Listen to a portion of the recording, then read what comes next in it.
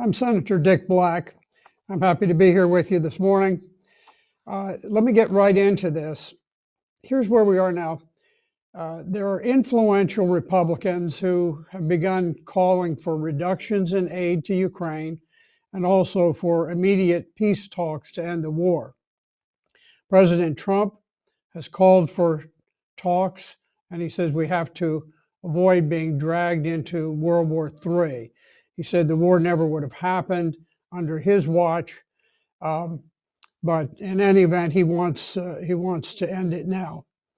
The Pope has called for negotiated, peaceful solutions to the war, and we had a fairly dramatic announcement.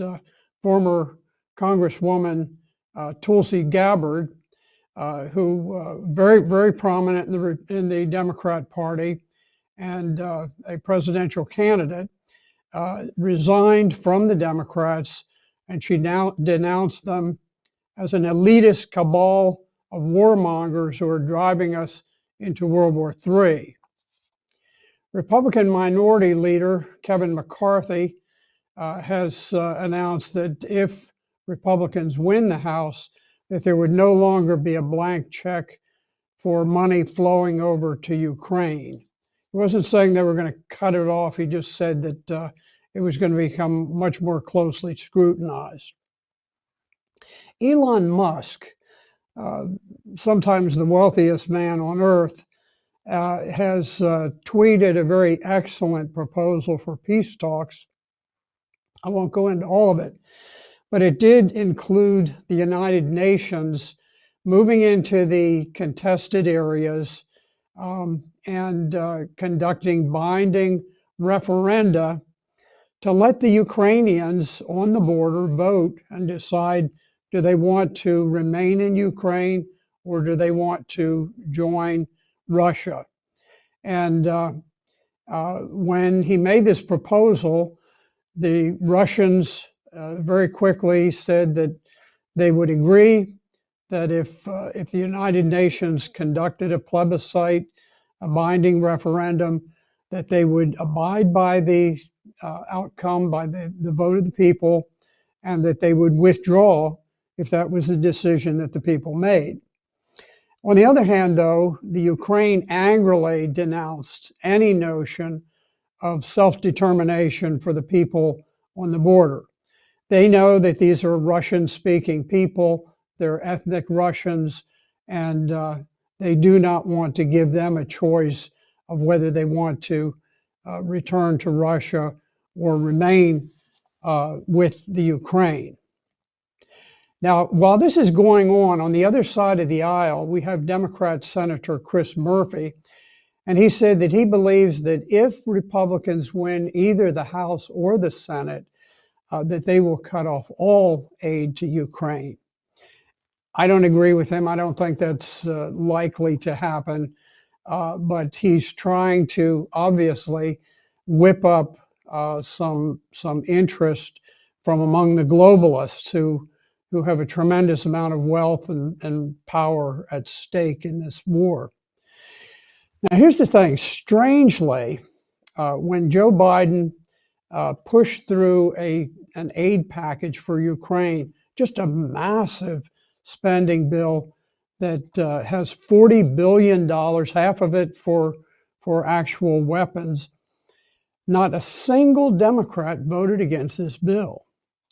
Medea Benjamin, the co-founder of Code Pink, a radical Democrat anti-war group, said this, quote, "We were flabbergasted that not one Democrat voted against the $40 billion bill for Ukraine, not even the Squad or the Progressive Caucus. At the same time, 57 Republican conservatives did vote against this massive bill of arms for Ukraine." So you can see which direction it is. The Democrats are all in for war. The Republicans are having second thoughts. They say it's time for caution. We can't afford to be spending all this money there. Well, looking at this stark distinction in the two parties, it smells to me like a political trap, and it really worries me a great deal. Now, it's just 2 weeks before Election Day, and Republicans at this moment have tremendous momentum to retake both the House and the Senate. This is going to happen unless the Biden administration can pull off a very nasty October surprise to tip the elections. Now, the background of this is we've got Britain's Defense Secretary Ben Wallace just making a highly secretive, very extraordinary visit to Washington to talk with Secretary of Defense Lloyd Austin and White House officials about shared security concerns. So secret that they couldn't be talked about on the most secure scrambled telephone lines. There's a second defense minister, James Heppey, who said that the conversations with Wallace would be beyond belief. That's a strange way to put it, beyond belief, suggesting that something both militarily and politically explosive was being planned. The Russians just released intelligence indicating that they believe that Ukraine is about to detonate a nuclear dirty bomb, and I fear that what they're saying is correct. It would tie directly in to the elections taking place, and I think their plan is to execute a dirty bomb detonation that will throw radioactive nuclear material over a radius of several miles. I believe that the plan is a false flag intended to be blamed on Russia in order to inflame public opinion against Russia, just as the elections are about to be held, putting the Republicans on the defensive because they have been calling for peace. Now, it's important for everybody to just lean back and think of the logic of this. There's no circumstance under which Russia would do anything dramatic like this just days before the election. Right now, the party that is more reasonable towards them, in their view, is winning the election. It's got tremendous momentum. And anything that they would do would break that momentum and play into the hands of the Democratic Party, which is 100% opposed to Russia and probably opposed to its continued existence as a nation. So I think we face very, very perilous times. The Eurasian Times just published something. It didn't hit the Western media, but there was a very extraordinary event that occurred when a U.S. Ohio-class submarine surfaced in the Arabian Sea. This is a secretive submarine that's armed with 20 ICBM nuclear-tipped missiles. It was deliberately surfaced in a very public way, disclosing its exact location and sending a clear signal that the U.S. is now fully prepared for nuclear war. This is nuclear saber rattling at its highest level, and I believe it was done to inhibit Russia from responding to a possible dirty bomb attack with some kind of a major response to target Kiev itself. America's never been at greater nuclear peril than it is today. We certainly have madmen in charge both in the US and in the UK. We have very strange things happening in Britain where the Prime Minister was sacked just days after taking office. The English pound was plummeting. Suddenly, as soon as she left office, the English pound was up at a much higher level.